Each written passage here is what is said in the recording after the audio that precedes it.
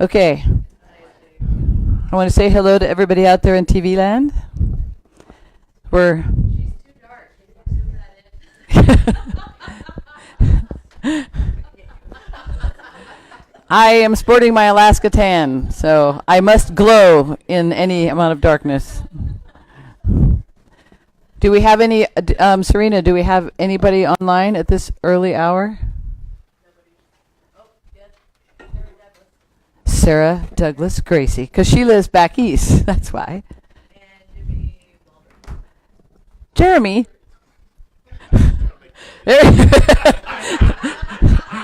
Jeremy is here in class, but he's helping us feel good about ourselves by validating that we have more than just Sarah watching us. Okay, I'll just take Sarah. It was so awful yesterday. Nobody wants to come back. See? Okay, you see how long, just as a good lesson in live streaming, it takes a while for people to get on. They see you and it takes a couple of minutes, so you have to... Good morning, Robin. Good morning, Tracy. So it takes a little bit for people to get on. Is the sound okay? Everybody online, if the sound is okay, give us a thumbs up here. You or know you're setting yourself up Oh, to yes. continue to get yes over the next couple days. We're doing the best we can with the resources we've been given. Okay, so we are going to talk today at this particular section of class about Blogger. For those of you online, we just did our Twitter practice this morning, and if you want to follow our hashtag NCSM, North Carolina Social Media, NCSM 2019, you will see all the posts we have. You'll also see some medical group that apparently is using the same hashtag as us, but we just blew up their hashtag this morning with our stuff. So anyway, if you want to see the posts that people were making in class, we were practicing doing posts on real accounts. So now we're moving on to Blogger. So remember yesterday we talked about every social media tool has its purpose. And Blogger's purpose to me, and the reason I started using blogs, I use Blogger because it's a Google tool. It fits in with the suite of tools I'm already using. You can use WordPress if you want, or some other kind of, closer or farther? Farther, sorry. You can use some other kind of tool if you want to. But I use Blogger because it ties in with everything else I'm doing. The same Gmail that I created will let me log into Blogger. It's just easier because same thing. Plus, there is one thing that Blogger had that I didn't find on WordPress. It might do it, but I just didn't know how to make it do it. This map that can appear at the top. There are some maps you can create in Google. That would be a whole nother class to show you how to make the map. It's not hard. It's just it's complicated. It can be complicated, but it's a map that lets you bring in whatever data streams you want to bring in, and you create the map, and then you can put the map into Blogger. It's a iframe map is what it's called, this map. Now, in this particular case, some time ago, Washington called, years ago, the whole state called me, no, just the Washington Forest Service, I think, and they wanted some help because they had really bad smoke problems, and they had a whole bunch of agencies that were providing information in no coordinated fashion. And they said, how do we need to pull everybody together. And I had just come back from a fire. I said, I can't come, but virtually I have an idea. I talked to my VOST, and they helped me.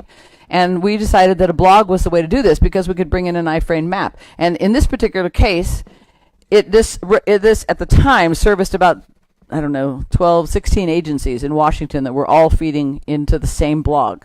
The idea is it's a place to aggregate information, whether it's one fire or whether it's a bunch of people in a JIC, or if it's, in this case, this was all smoke people. But the interesting thing is that these data layers, the dots here, are a data layer that they brought in. Once they were running it themselves, they gave us the data layer to start with, and now they provide the data layer themselves that gives you, those are the smoke monitors. So any data layer you have, if you work in GIS at all these maps is a series of data layers. There's the fire perimeter data layer, there's the smoke data layer, there's, so as long as you have a data layer, sometimes they would call me and say, this dot is red and it should be green. I'm like, I don't control the data layer. It's an automatic feed from somewhere. I'm not putting in the dots by hand, okay? It's just a data layer feed. So something's wrong with your monitor or something's wrong with your data feed. So, but the idea of this is when you have information that you want to, in this particular case, it was a bunch of agencies wanting to aggregate smoke information. So I think I had a list down here we had a list of all the partners. Right now there's these 4. Washington Department of Ecology, Department of Health, U.S. Forest Service, and the county health departments in Washington State are the ones that are feeding this particular blog. There were about 16 to start with. And I always put this at the bottom of the blog so I can tell how effective we're being. 4,186,694 people have accessed this blog. It's a very useful tool. And they've had this up for a couple of years, so that doesn't surprise me. But it's a very useful tool. So they have they've chosen to have a map be right at the top of their blog, so you can look at smoke monitors very easily. There's also a lot of layouts for blogs. This is the layout they chose. You can choose them with tabs at the top. You can have tabs at the side. We have one for Oregon. We did one for Oregon and Idaho. I can't remember now. And some of them chose to have maybe I have the Oregon one. But some of them had 2 columns. And initially we had instead of tabs across the top, we had another set of columns like this down this side. There were 2 columns on either side. And then it had federal resources, state resources, local resources. And federal had, EPA, et cetera. State, county was under the local county information, et cetera. And then they thought about it. I think it was either this one or Oregon. They thought about it and they said, people don't know where their smoke's coming from, right? It's floating around. I don't know if I should look at a federal agency or should I contact a local agent. They didn't know. People don't look for information that way. So they opted to redo it with tabs that were named by the way they believe people search for information. So there was current air quality information is the top of one tag. We have this one. And then there was fire information because if there's smoke, there's fire, right? So people might want fire information. Smoke in your health, which was another thing people were searching for. They had health issues. That could be local information. I'll show you what these are. Air quality tools, and this was things in Spanish. And they felt that that's the way in Washington that people would look for information. Now, there's a couple of things. They have changed this since we wrote the original one. They're unable to provide site-specific forecasts to learn about smoke events in your area. This is where you go. You can put any text. Each of these chunks with the headline on it. Here's one. Here's one. These are called gadgets that you add in the back. And some of them this is a text gadget. So they just type text into it. This was a gadget. This is a map that they just brought a URL in. With a link to this particular map. And the reason this is good is because this map is always updated. Like the one up top, you don't have to update it. It's pulled in from somewhere that's updated. So you have a live link, and it's always good. Because this has whether you have weather watches or warnings on this map here down on the side. They have frequently asked questions. The nice thing about a blog, too, is it has this archive. So actually, they started this in 2012. Is how many posts they had. You can kind of tell by how smoky the year was, how many posts they did. They did a lot more posts in some years. And then 2018, they haven't done it yet because they did all these in 2018. And they haven't done any in 2019 yet because it's still early, so they haven't had a smoke issue. But the nice thing about this is every year they can go, if there's something they want to copy or they worded something, they can go back to this year and see every post they made. Okay, and you can also, just as a note, if you wanted to, if you had a blog, think about it this way. If you started a blog for yourself to write about travel or something, they can go back and create a blog book. And you tell it when you want it to start and when you want it to end, and it will print you a book of every post you ever made. So if for some reason you wanted to follow your fire seasons and you print a book after each fire season, it'll tell you every post that was made, and you can start yourself a little collection. I mean, as an agency, it might be something you'd want to do. As a person, I'm not going to collect everything I ever did, but there might be a reason why you'd want to. Or maybe with Nemo, we have a blog, and maybe on the Nemo blog we can see what posts we made every year. So if you're diligent about posting, you can do that. It's a good record of what you've done. Your history is all here. Okay, so there are all kinds of layouts. You can get 2 columns. You can get this side being single column on the top, and then on the bottom it splits into 2. You can put tabs across the top, tabs down the side, 2 column. However you want to organize the information, virtually any color, any layout, whatever you want to do, you can play with it. And you'll be building one today, and you can look at it. I'm going to show you a few of the ones that we have. Now, I'm going to, for reference, this is what I call the main blog roll. Okay, this is when you post something new, this is where it comes in. It goes in at the top, it scrolls down like Facebook, it bumps the next one down, goes to the bottom. You'll see on some of these that it's possible it'll say follow by email. So if you wanted to follow a blog and get stuff emailed to you, what I thought was every time we posted it would send them an email, but that isn't what it does, and I cannot figure out how to make it do that. I'm sure if I could write code, I could make it do it. But it sends you, when you sign up for email, it will send you a compilation of everything posted that day at about in the late afternoon or evening, like 5 o'clock, 4 o'clock. You'll get an email, and it's everything posted that day with links. You could just click them on and read them. It's not spelled out like this. It's a link to each post, which is cool for people who just kind of want to know, but they're working all day and they are not going to pay attention. But when they get home, they want to read about what happened and they want to read what came off that blog. So it allows them to follow that way. There's also one that says contact us, and I had never used it before until the person who built the blog for me on the Daniel Laird Memorial. She put in this contact us, and I didn't know what it did. Well, apparently if you put the contact us in, it says, what's your email and your name, and then what's the message. And then you get to add this contact information will come to whom. And so she added both the email we had for the memorial and my email, my Forest Service email. So all of a sudden I got this message, and I realized it was from the blog. It says, contact us, the Daniel Laird Memorial blog. And it had a letter from a family member saying, thank you for this. We appreciate having the information, blah, blah. And I thought, it sends it right to me. So that was great because I hadn't used that particular gadget before. But how useful would that be on a fire if it was easy enough for the public to just contact you? Now I was going to show you there are comments on a blog. It says right here, we're happy to help answer questions and comments. We monitor the site during business hours. Click on the word comments at the end of a post. Now they put that in there because I'll show you what it looks like at the bottom of a post. See this? No comments. It looks like you shouldn't do that. But in fact, it's only because there are no comments in there.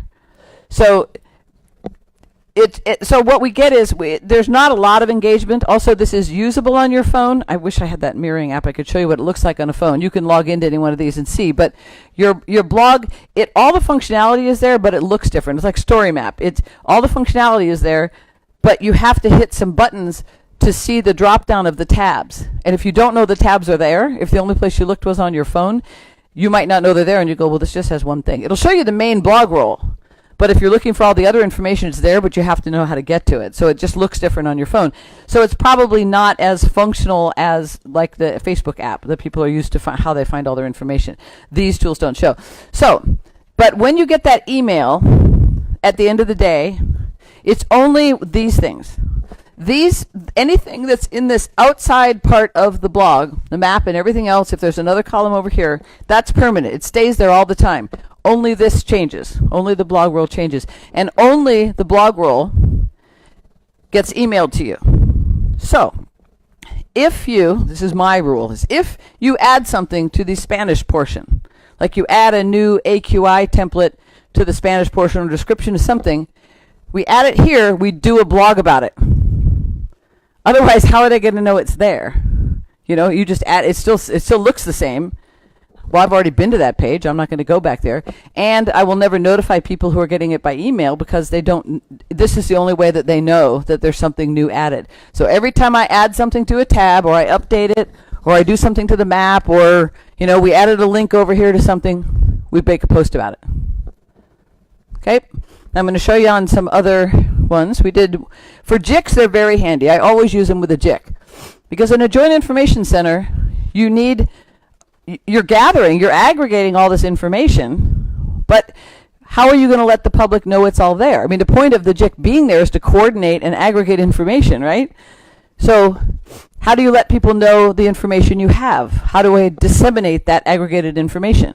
And this is the best way that I've found to do it. Because everyone in the room, when I run a JIC anyway, if you all represent different agencies, Department of Transportation, GEMA, the local fire department, et cetera, everyone gets access to post on the blog. So you continue to post your own information on here. I don't have to post everything. We do have some aggregated information that we post. I'll show you in this particular case, we have what we call a daily summary. And the daily summary, this is our daily summary. And it has everybody's information on every single, the bear team, each fire, other links, all the stuff we have. But if the burned area emergency response or the bear team wanted to post, they could have access. They can post on the blog. So you can give a lot of people access, and they can do it from their phone. You don't have to be in the room. So it's very handy for that sort of thing. They have a blog archive here as well. Ooh, we did 232 posts. We also did remember that I told you we create that collection of Twitter links from different people. They're all right now from USFS North Carolina, but at the time there were a lot more in there. This is a layout that has 2 columns in each side. We had one. I think we changed it, as I recall, when Gatlinburg happened, because we needed to help Gatlinburg they didn't have anybody doing fire information, so we were trying to fill in a little bit and provide some we wanted it to be. We wanted the links and phone numbers, all that, to stay at the top. We didn't want it to go through the roll. We wanted them to be easy for them to find, so we put it on the side. If you want it to stay able to find all the time, you want to put it there. Okay? So we have search this blog. This is the follow by email that I told you about. So people can, when they put their name in there, they'll get that email, anything that appears in the main blog. This one, the layout on this one is a column over here, and then underneath it is a split column. Lots of layouts you can choose. And you can, by the way, change the widths of these. And I can show you how you do that. You can make it wider, skinnier, whatever you want to do. It's hard sometimes to figure out what's the optimal width. I tend to set it to what looks good on my computer. And then sometimes on a tablet or a smaller, like a larger computer, there'll be a whole bunch of black space on the sides, because it's optimized to fit a certain screen, and it'll look a little different in on a tablet. So, you got to look at it on a number of devices and make sure it looks okay. Layouts that you're talking about, can you click on templates that are available and pick one? Yes. Yes. There are. The question was, can you pick other templates and that are and other layouts and things to choose? And there's, when you first sign up for a blog, it will ask you, which of these templates do you like? And what you have to realize is there's a whole bunch of templates in there. Some have art, some don't. Some are picture heavy, some are text heavy, some whatever you want. But you can change them. So if you pick something, like I'm picking this because I like the layout, but I don't like the colors, you can change all the colors. You can, if you don't like your headers being in some color, this I think was in gold when I started, or orange or something, and we changed it because it's the Forest Service one, so we made it green. But you can change what these look like. You can change the color around here. You can change the background on here, the color of this, the color of your tabs, anything. So even though you pick a general layout, you pick the one you think is going to work best, then you can alter whatever you want to alter in it, okay? So in this particular one, these tabs, when I said the thing that blogs are good for is the information you want to remain permanent. This is stuff that we don't want to roll off the bottom. We want people to be able to access it. So the burn bans and the arson reporting and the donations and the prevention stuff and the stuff we had for Tennessee stay open, stay available all the time right at the top, and those never change. So under like arson reporting, when you click on one of these, you then have to scroll down. And this is all the stuff we had. Now notice that this remains the same. This is there on every page. So all the changes is what you see here. But this was information that we wanted everyone to have all the time. We didn't want to just make one post and then it disappeared. That's the problem with Facebook. You post it, and eventually it drops off the bottom. Now where do people find it again? It's hard to find something again. So when you have information that needs to stay, this is a good way to do it. Same thing, I think on prevention, we had a prevention team there.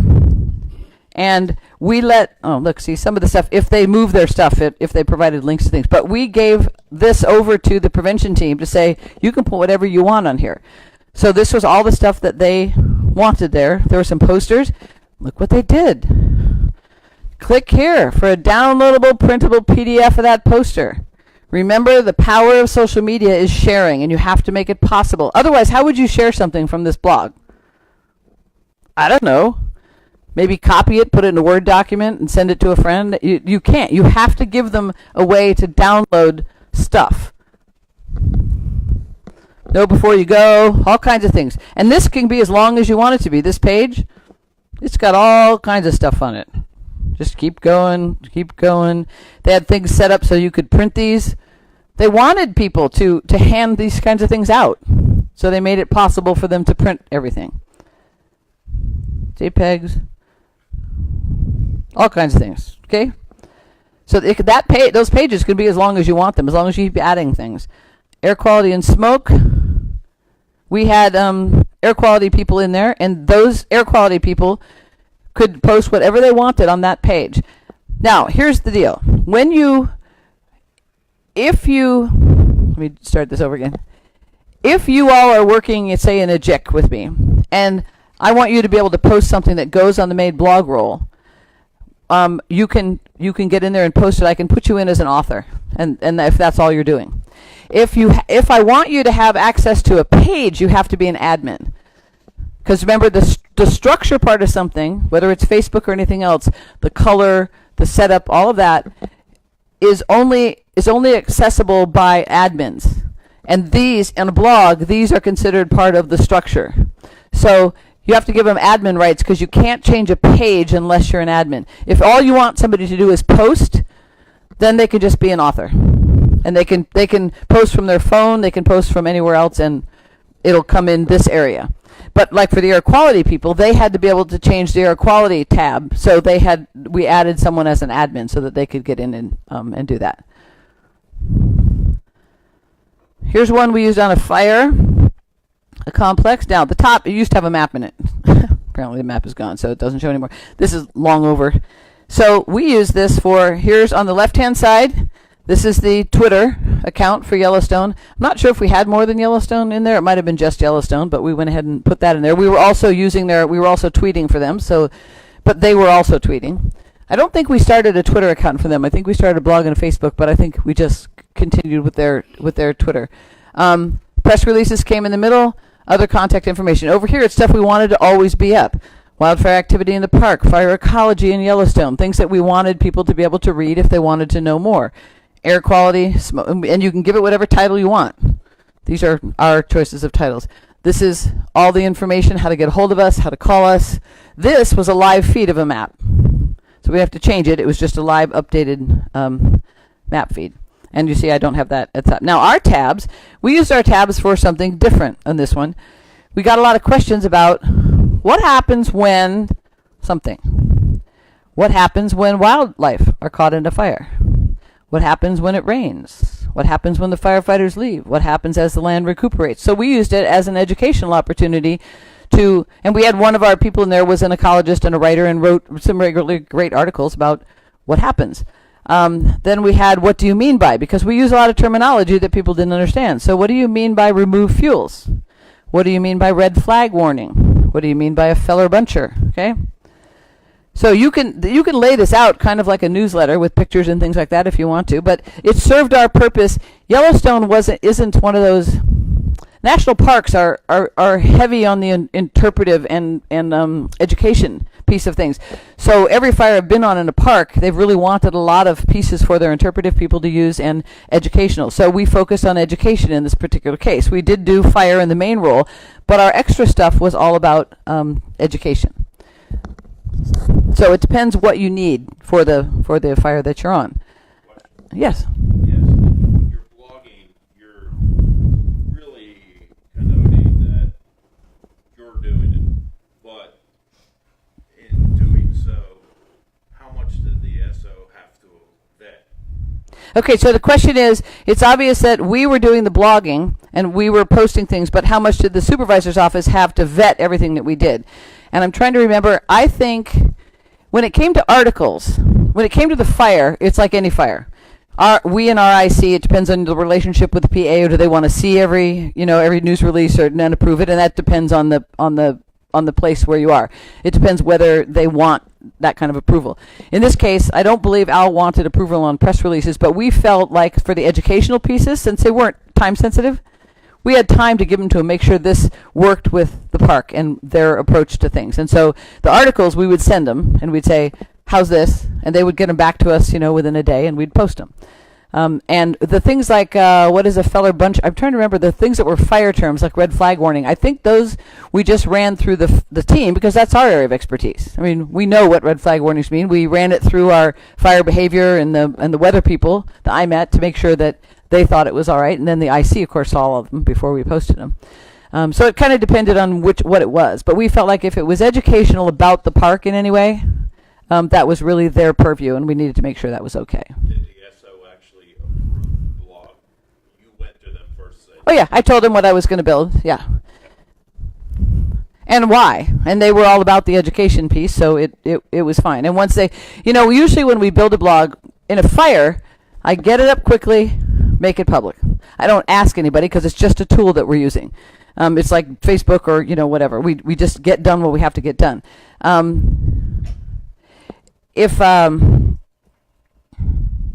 it's for another purpose, I always tell them what I'm going to do and ask them if this is the tool they want to use, if this is okay. Even in memorials, I usually tell the team that I'm with, I'm putting up this blog and here's why. It's a logistics blog. The point of the whole, every blog has a reason. And my reason for it in the case of a memorial is that there's a lot of information in memorials that happens in like 3 days. And it doesn't all come out at once. So it's not like you can send a press release and everyone will have the information, because we also don't rely on the media anymore to get to our public. So how do I get out these constant string of little bits of what do you wear? How do you fly your flags at half staff? What uniform are we supposed to wear? What shroud? How do you shroud your uniforms? How do we get into the procession? There's a million questions that come in constantly. So it's easier to just put it on a blog and tell people as soon as we can, get it up and say, come here for logistical information. I mean, we hope that it honors the lost, but it's not meant for their family. It's just meant for the logistics of the service. So they all have a purpose. And we didn't, for instance, in the case of a memorial one, we don't necessarily ask the family. Normally we ask them whatever they want, but this wasn't for them. It was for the people attending. So we don't necessarily ask. But I did tell the forest, this is what I want to do. And it turned out that that's why they brought me there, was because they wanted to start the blog. So it was the right thing to do. But it depends. And in Yellowstone, this is the group, remember, that what Al said was, well, we have a Facebook page. And that's when I said, but their Facebook page is the Bugs and Bunny page, It's we want to see geysers and wolves in Yellowstone. And we post a lot of information. It's all the time, and it really fills up someone's page, so they opted to let us do these two things. Sometimes when I'm done, I give it to them and I say, would you like us to change this to fires in Yellowstone? And then you can use it all the time. The next team that comes in, you can give it to them, and they can start posting blogs, and we can change the name and have it be for something else. Sometimes they want to do it, sometimes they don't. The Two Bulls fire, when we were going to start it, we were going to start a blog, and I said, do you want me to call this Two Bulls fire, or do you want me to call it Central Oregon Fire Information, and you can use it again? And they said, ooh, let's do that. So we made it Central Oregon Fire Information, and the only thing being posted was about Two Bulls fire, but then they used it for several years. They eventually changed to something else, but probably for 5 or 6 years. They used it for all the fires that happened in Central Oregon, went on the blog. Let's see. Oops, Upper Falls. Here's another one. This is a pretty standard background. I think this comes with it. I don't think they changed anything in here. This is kind of how it looks. This is a two-sided one. We've got tweets. We have follow the fire by email. This is a complicated one because it started as Carlton Complex, and then more fires happened, and when it's called Upper Falls Little Bridge Fire Information, which it didn't start as that. When we started, it was Carlton. Sometimes you need donation links, but basically this is, and you can set how many posts you want to show. You can make it 7, you can make it 15, however far down you want it to go. People can just keep scrolling down. But the nice thing is, the thing is, you do need, over here on the left, I can see they stopped doing it, but over here, it's a good idea to have a naming protocol. Here you see 8.4, here you see 8.4.14, here you see 8-4 2014, here you see 8/3. It's a good idea to have a naming protocol. Is it going to be the date? Because what happens, the reason it's nice to have the archive over there is that people like to go back and look for an article that they read. If it's not on the blog, they can go back and all the posts are over there in the archive. But they may not remember what it was called, the title of it, but they remember the day they looked at it. I looked at it on Tuesday. That was the 14th. So I start looking at articles on the 14th, and I can find it. So you should have the date in there, but come up with it. It looks nicer if you have it say 8-14- 14, if that's the year, or some kind of naming protocol. And then and remember this, if you have a lot of fires, like you're in a complex, you have to put the name of the fire so people know, I was checking on the East Fork fire, not the South Fork fire. Well, if it says 2/14/18 East Fork fire, and I remember the date, I'll know which one. But maybe I also had a post on the East Fork fire, the South Fork fire, that, I have 7 posts on the different fires in our complex. Name the fire. So have a naming protocol for what you call these. The name on these happens right here. It's this part that's in black. No. I can't remember. It's either this one or this one is the name. I'm thinking it's this one. Yeah, I think this is auto. I think this looks like an automatic date. This is probably what they called it. Now, if they had more than one fire, that would be a problem. Also, this is after the name. So does the date go before the name or after the name? Just pick a protocol and do every post the same way. Let's see. Here's one. This is for the Kenai Peninsula Borough. Again, they haven't changed this background. You can change it or not. This is for the borough where I live. And you can put an explanation here. There's the blogs maintained in an effort to coordinate and co-locate responding agency information for easier public access. Some put a description, some don't. I'm not sure why their picture isn't showing here. It's probably my computer. But they have the double thing. They have health and safety. Now, they chose to put all their stuff on the right-hand side. They don't have tabs across the top. So they use different gadgets. Agency pages, health and safety, they could have put those across the top, but they chose to do them on the side. It's all a matter of aesthetics, whatever you want to do. And again, they have an archive. Okay? They're using follow by email. And they wanted to put on, we'll respond to comments as quickly as possible. And I'll show you in some of the backdrop of this. Let me go in here. What you see when you're an admin of a page, of a blog page, this is what you see. I am logged in and added to every one of these pages under my personal email. Makes no difference. I never appear on any of these pages. No one ever knows that I started this particular thing. And once I leave it, like the Washington Smoke blog, they've had it since 2012. I'm still on there as an admin, and I've started it with my personal Gmail. I have no piece of it. Nothing happens. akfiregirl at Gmail, it'll say new post. Now, if you're just an author, if we put you in only as an author, it'll say your email, new post, and sign out. If you're an admin, the word design will be in there. If you're not logged in at all, it'll say sign in. And maybe, I don't think it even has your Gmail account. It just says sign in. So you'll know you're not logged. Just go to the top right. You'll see, if depending on what's here, how you're logged in. So here, if I hit design, I can either make a new post or I can hit design. Design takes me into the inner workings of this particular thing. So if I start a new blog, I pick the layout that I think I want. Now you see this larger one here. This shows you what it looks like, and this is why I'm saying it shows you on here. It looks different than it does on there, but you can get to every post. But the question is, where are the tabs or the side? And it doesn't show on here. It can be difficult to find. On this particular one, this is where when you start a blog, you get into this back area, the working area of it, and you go to customize. And this is where you can change everything about this blog. You click customize. And now you get down below is what your blog looks like. And up above are all the changes you can make. You can see here all the layouts. So if I wanted to, I'm not going to do this. I should do it on my test blog, not on this one. I could close this one.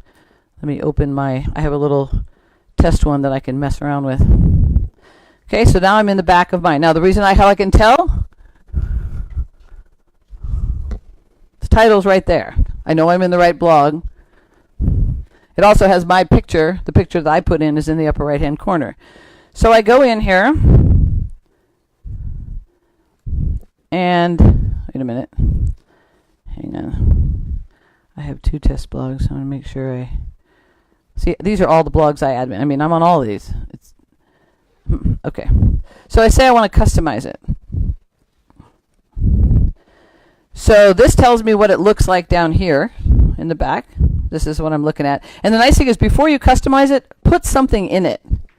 You know, put something in there, because it's until you have you see where the automatic titles and the tabs look like, and the head of the name things on the features here, it's hard to tell what it looks like when you make a change because there's nothing there for it to change and you don't see it. So get something in it, and then you come in here. Now look here on the adjust widths.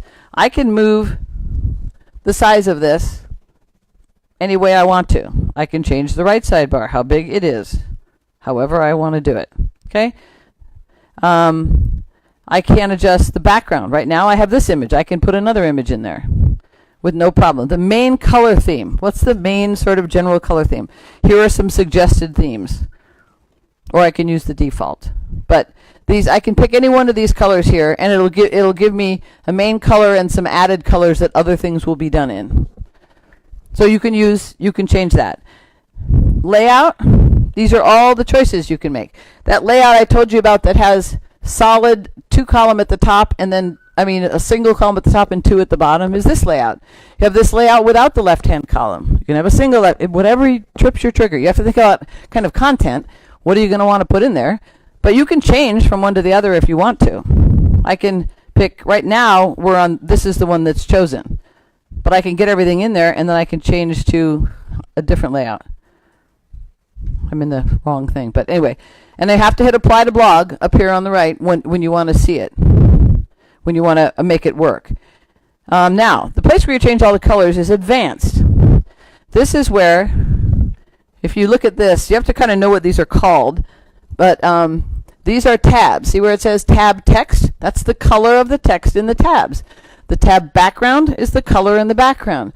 The blog title is this. So and oddly, some of them don't, it'll say blog title and it'll change something different. So it's a free tool. If it changes something different, doesn't do what you want, just click till you find what it's called. But here's my blog title. It's highlighting it. I can see what it's changing, and I have a choice here. I can change the font. I want the font to be this. Okay, and I can make it bold, and I can make it a different, I can make it 50 font if I want to. I can change not every little detail, but I can change a lot of things. The text color, right now, it's white. I think I want the text color to be gold. Now it's gold. Colors from this theme, it gives you all the colors that are in the theme that I've chosen. These are some suggested other colors. They'll say these things will go with this. So change your colors. Do whatever you want to do. Now then I want to change the text on the tabs. And you can see it highlights it again. It's kind of glowing right here. These bars around the edge of it are glowing. And I want to change those because you'll notice here now it says I can change the selected color.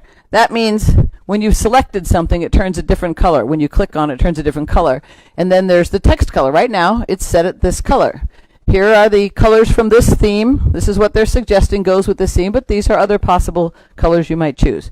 And yes, those are the only colors you can choose from, so, but say I want this to be, I like this grayish color better. So I do that, and there it is. You can see it right away, and that's why it's important that you have something in here before you start messing with the layout, because you need to be able to see what it does and see if you like it. Now, I would warn you that that having your text in you shouldn't have white text on black background. For compliance reasons, it's very difficult to read. I like the way it looks, but it's then you can view your blog. Okay, now this has the layout here is interesting because the layout of the blog itself is only here to here. And then this is really small in the middle because this one's really wide. So if I look at that, I say, well, that doesn't look right. I can close this. I can go back to my inside here, go to adjust widths. Now, of course, before I had just a right and a center but the one I chose has 2 sidebars. So now I can adjust either of them. So I can still see it at the bottom, and I want to make the whole blog wider to take up my screen better. So now the blog's wider, and I want the right sidebar to be a little smaller. And the left one, that's okay. I'm going to leave that one the way it is. Now I'm going to apply that to the blog. Okay, and then I'm going to go look at the blog. Okay. So here's so let's look a little bit. When we go back to design, I'm going to take you through some of the settings that are important. Posts is, you can either post from here, or you can go here and say new post.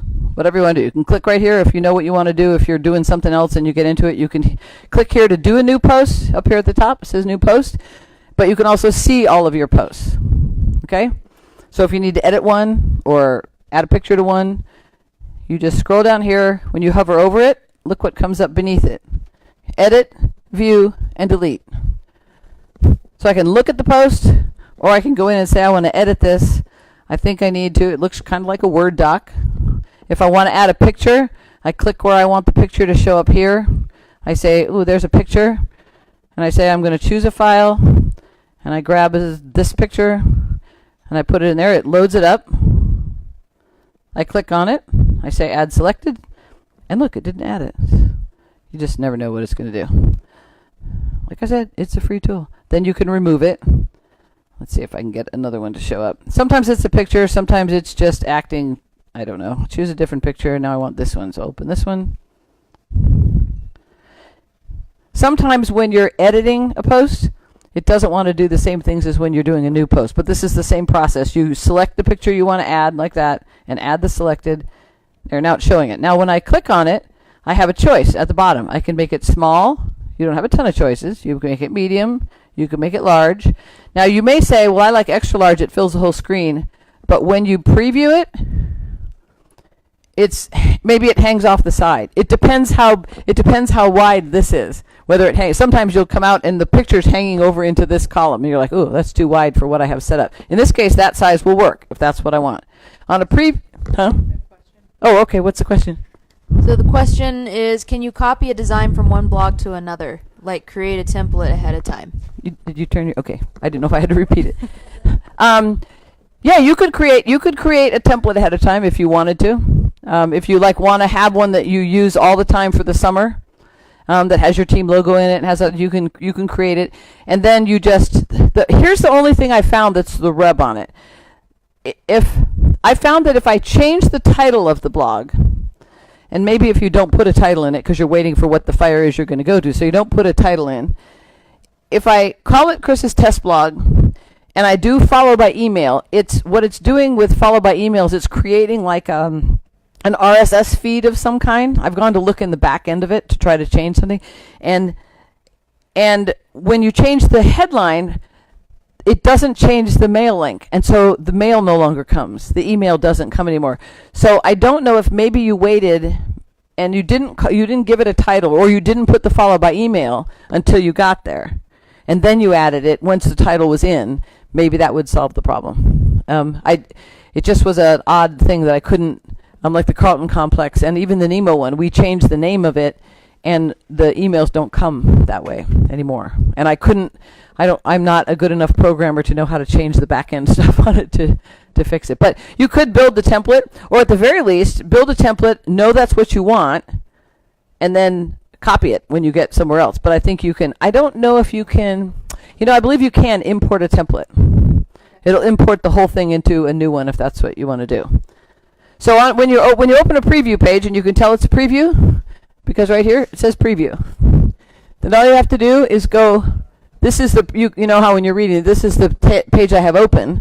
I'm just taking a preview at it, so now I'm going to close it. And so now here I am in my picture. I click on it, and now I want to add a caption. So I say blah, blah, blah, blah, whatever I say, and now my caption is done. The nice part about that is the caption will move with the picture. If you put one anyway. Let me make it now. I'm going to make it smaller. Let me do this. Come on. I'm going to try to make it smaller. I don't know why it's on the. Oh, there it is above it. Okay, I'm going to make it smaller, and I have choices of left, center, or right. And I can move it, and the text will wrap around it. Now I can't adjust exactly how far away it's not quite as special as working in Word, but you can do most things. You can remove the caption if you decide you don't want it. You can remove the entire picture if you decide you don't want it. It's fairly easy to put something in here. Now links, if I want to make this a link, I just highlight it. I say link. It says make payment. This is the words I highlighted. And to what URL do you want this URL? Do you want this to go? So let's say I put, CNN.com or something. I think you have to put the www. Okay. And I say okay. Now that's highlighted. Now here it gives me the option I can go to that link and make sure it actually goes to the page that I want it to go to. It does. And I can change it if for some reason it didn't work, or I can remove it entirely if I want to. So it's easy to add a link in here. So that's why you don't, in Blogger, you don't really need the tiny URL. If you want to put it in as a visible tiny URL, that's fine. If you want to highlight a word, you can just put the whole Google URL in there. It's not going to show. Only the words it'll be a hyperlink. Okay, and then you can also put a video in here. If I decide that I want to add a video, I click video. I do the same thing. I go upload one. There are some places it's connected to because it's a Google tool. So if you have a YouTube channel associated with your Fire, you can grab a video from your YouTube channel, upload. Or I can choose a video I want to upload, and I put it. It takes a while, so you got to give it some time, like any video. They're big files. So adding things to these in the back end is pretty easy. There's some basic things you can change, but like I said, if you bring something in that's highly formatted, you're probably going to run into some problems. You kind of need it to be not very formatted. I suggest if you're going to use a blog that your posts, you can, for instance, write the general concept of your post in Word if it's easier for you to work, or you're not online, or you're at somewhere else not online and you want to write it. But import it and paste it as plain text in here. Just do paste as plain text, format it in here. And if you want to add a picture or add a title, it is hard. Excuse me. When we're doing, you have a banner headline on your letterhead that goes on that's on your press release. What we tend to do is I use the snipping tool. Those of you who are feds, you have a snipping tool. You grab and make the headline without the date, just the headline, into a picture. Have somebody do it as a snipping tool. Make it a picture and bring that in as the picture over the top of your article, and it kind of looks like it's on a header. Because it's hard to bring in a highly formatted headline into it, but with the picture you can come pretty close. I think here we did that. I'll show you on the home page on this one. See this one? It doesn't look perfect, but this was the header. They chose to do this one with the date, but they put this header on the top. It was on a piece of paper that had that as the header, but at least it looks kind of like the one that you send out normally. So then I say, okay, I'm going to update this. When you're done with it, you have to update it. But let's look at some settings. So when you play with it, this is one of the most important things. You have a title. You can edit that. But somehow, like I said, I edited the title and then my follow by email didn't work anymore. So, and then whatever description you want. Now, if I don't want anyone to be able to see it, which is what I'm suggesting for you guys right here under privacy, this is under basic settings. You can edit this so that it is not listed right here. Add your blog to our listings? No. Let search engines find your blog? No. Okay? No one can see it. Play away, change whatever you want, do whatever you want, no one can see it. When you're ready to have people find it, say yes and save it. And then it will happen. You set up a blog address when you first set it up. Here is the one that we had picked, but you can edit that. And it'll tell you put it, it says, what's the address you'd like? And you say, Susie Jane's blog. And it goes, oh, sorry, that title's not available. You're like, what? There's another Susie Jane? You just never know. And sometimes it's not available. You have to change it slightly. It'll tell you if it's available, if you can use it, or if you can't. So you just say, yes, that's available. Use it, and you're good. Pick it, then it'll say pick a layout. So those are two of the basic ones. Now down here is where I also have this blog reader set to private so that it's not a public blog. Only blog authors or these readers can read it. I had made someone an author, so I made it that only the blog authors, so she's the only one who could read it. So, which is nice for when we get it ready to go. If we are looking for approval from the IC or the Forest or somebody else, we can say only these readers. And I can put their address in and send it to them, and they'll be able to open it using the link. But nobody else can open it. But you have to remember when you go public to take that off and put public, which is this button right here. For those online, this button up here says public. You just have to remember that if you've set it to private, you got to change. There's two places you have to change it. One is up above. Yes, it's available to search engines and that sort of thing, and then you have to go change it down there. But it's simple enough. When you go up here to add authors, you only add an author. Once you add someone as an author and they accept, they're going to get an email. They have to go accept it and say, yes, I get this. Then I can go in and take that author and make her an admin. If I want her to be an admin. If I only want her to be an author, she'll stay an author. But they have to accept as an author first, and then you change them to be an admin. Okay, that's under basic. This is where, under the next one down, show at most how many posts do you want to show on the main page. You can have it be 15, you can have it be 7, you can have it be 2. I don't worry about any of these things. I don't think. Now, who can comment? It should be set to anyone can comment. And that includes anonymous people. Otherwise, you're going to have people who don't have a Google account who can't get into it. So you want it. But that's what it is. Moderation. Comment moderation. On Facebook, same thing. When you moderate comments, that's when people know you're moderating comments. And you don't want to do it on Facebook, and you don't want to do it on the blog. Because if it doesn't appear instantly when they type it, they'll know you're moderating. And they'll know that they'll think you're posting only the good things, and the backlash is not worth it.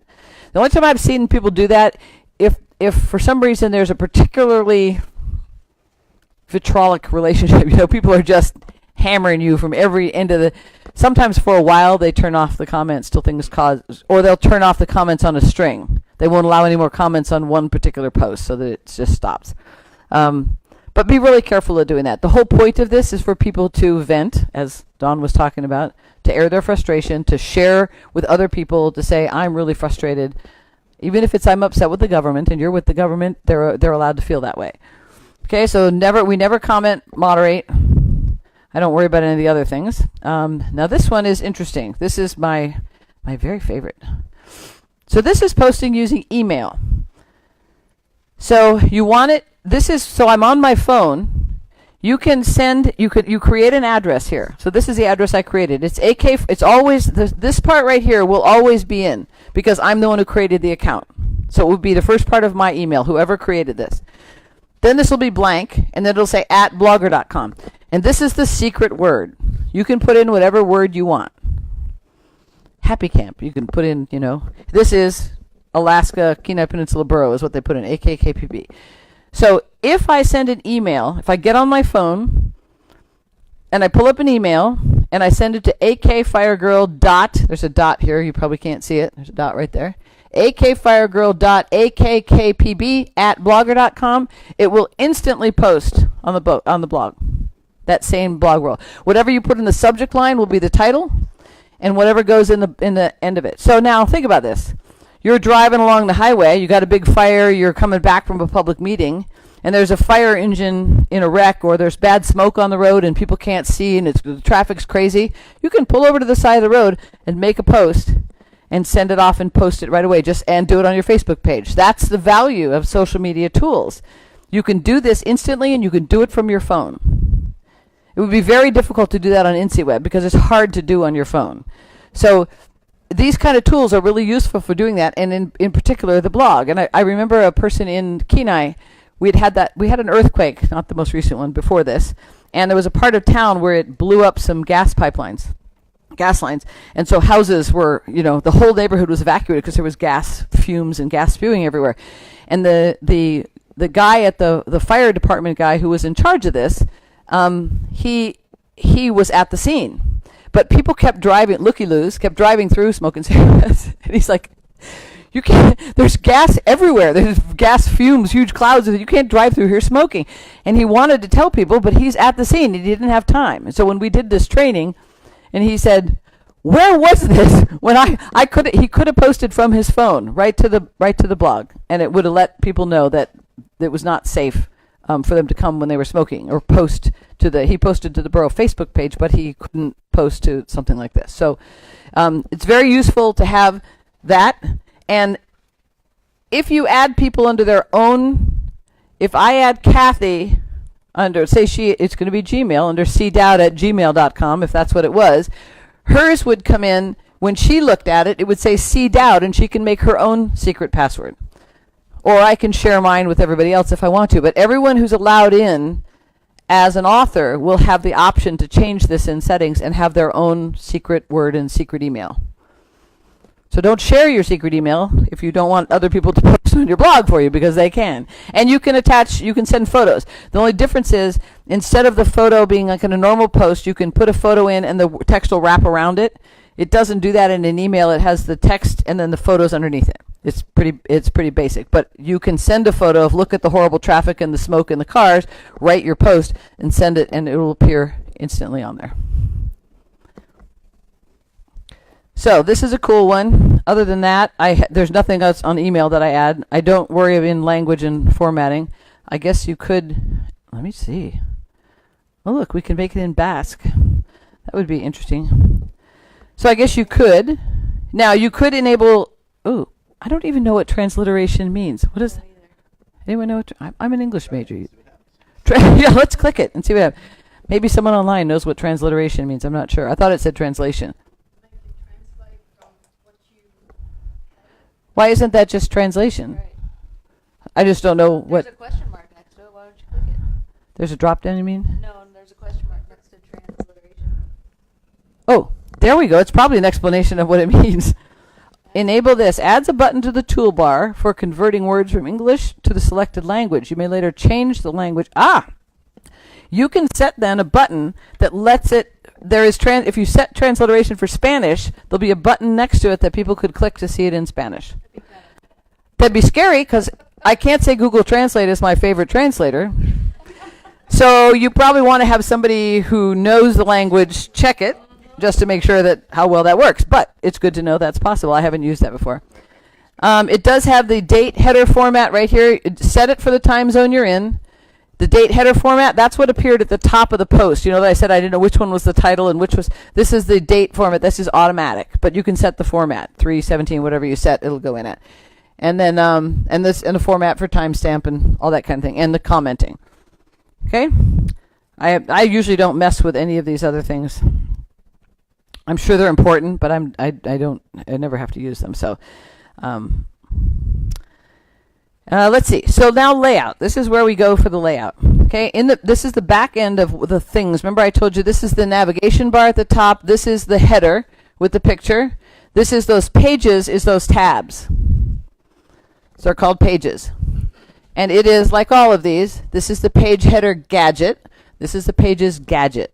They're little gadgets that you use. Now, I've already picked a layout, so it already has gadgets in the layout that I'm using. So if I want to add a gadget to the sidebar left, I say add a gadget. If I want to add one to the right, I say add a gadget. This is your main blog post. So some of these are ones that just appear in there. I don't believe I've done anything with them. You can get rid of it if you want to. If I say featured post, I'll show you. Say I want to delete that one. Well, say I want to get rid of, not that one. I want to get rid of search this blog.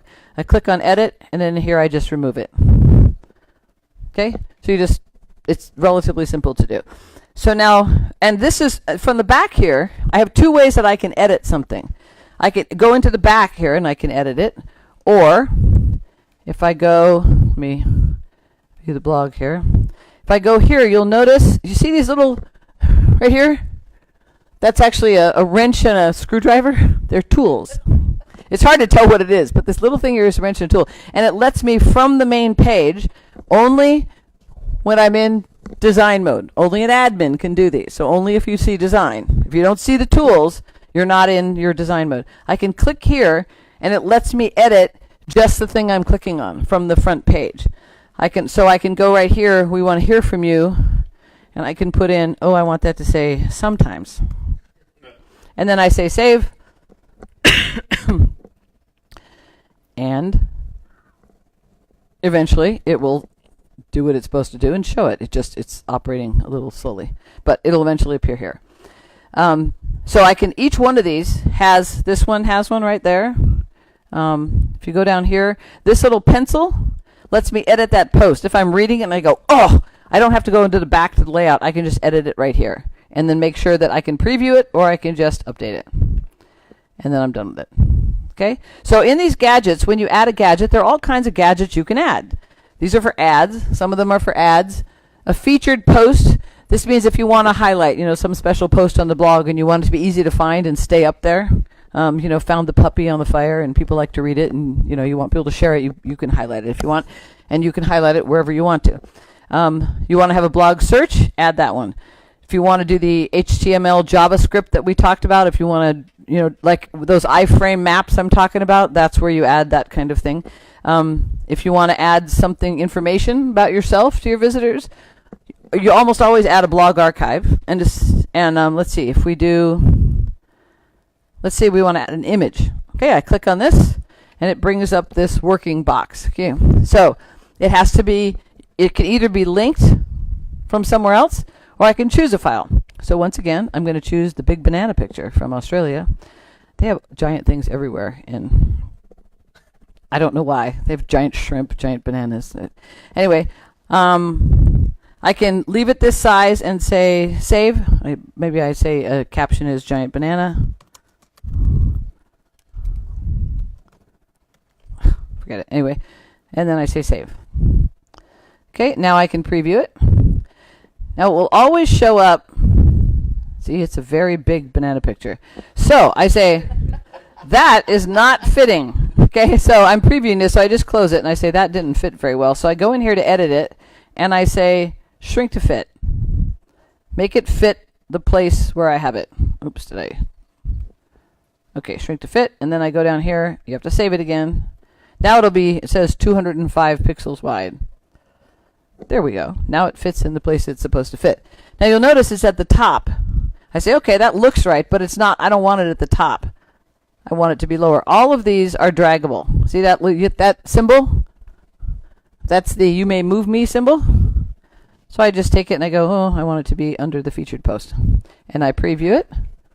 I say, oh, look, the featured post is larger than, and there it is down there. Okay, now there's a million gadgets in there. There's one called links. We use that a lot because all of these links are available to use. Right here, you go into add a gadget. Go up here, we find another one. We say add a gadget, and we scroll down till we find. Let's look at. Here's a link list. I want a list of links of all fire sites or smoke sites or something, and I add one, and I call it fire links. And then I have my caps lock on, and I can sort it alphabetically. I can now give it a new site. This is what I want to appear as the link. I want to call it InciWeb. And then I go HTTP, I can't remember, it's nwcg.inciweb.gov or something like that. And then I say add the link, and it adds it to a link down there. And then I go to my next one, I say wah smoke. And I want it to be http wasmoke.blogspot.com. If I could spell. Okay, and I say add link. Now, they'll just continue to stack up there until you save them. And I can also change the order. There are little arrows right here. I can edit or delete these, obviously. There are little arrows right here that will allow me to change the order of those. I can drop one to the bottom, move one to the top. I say I want that one to be under that one, so I move it down. Then I say save. And I say preview, and because I haven't moved where the gadget is, it'll show it to me at the top. There are my fire links. It's, to me, pretty intuitive. It's relatively, as long as you know where to find the stuff, where are the gadgets, where are the etc. Okay? And one thing for those of you building them for fires, this is one important one. Under stats, this is where you get all your information. Okay, save arrange. It warns you when you're changing something that's not saved. And under stats, this gives you all your stats, page views, all-time history, all that kind of thing. Here is see this right here? Manage tracking your own page views. When you're building this, you'll be in here 300 times. Before you get it public, you'll have 300 hits. That's not fair. That's adding that's not right. So you click on that, and it says, where is it? Oh, right here. You can tell Blogger not to track your own page views. Don't track my views. So anybody working on the blog should click this because it goes from your IP address. So it can't just click it once and nobody's. If you're all logging in on your own, just go click this when you're on a real fire. It doesn't matter when we're doing a test one, but when you're on a real fire, just remember to go in and click this. So otherwise you're going to have all these hits and wonder who's looking at your page, and it's nobody. Okay? So we're going to practice building blogs. So here's what I want you to do. Go to blogger.com. You're going to need your Gmail to sign in. For those of you at home, try this yourself. Use your Gmail to sign. I'm going to stand over here and play with the colors, make it look nice, add some pictures, throw in a logo, build whatever you want to build. Practice doing a post. Remember, before you change much of the layout, you're going to need to put something in. So we've given you, things in the student folder in the practice materials. Throw up whatever you want to. Go into the settings at first, those basic settings, and make sure it's not available and set it to private so that nobody else can look at it, and then do whatever you want with it and change the colors and layout and all that kind of thing. Add some gadgets. If you remember how to build, or you're a little more advanced and you want to go to a TweetDeck and build a collection and bring that code in, it's under the Gadget Day HTML code. You bring in the embed code from building a collection. If you don't want to do that, that's okay. Play with the formatting, maps, photos, and practice putting in links from the Drive folder and make sure they work, okay? So people who are practicing at home or are listening at home, we will be practicing for only about 30 minutes. So we'll be back at 11 o'clock to work on social media strategies and protocols. Okay? See you soon.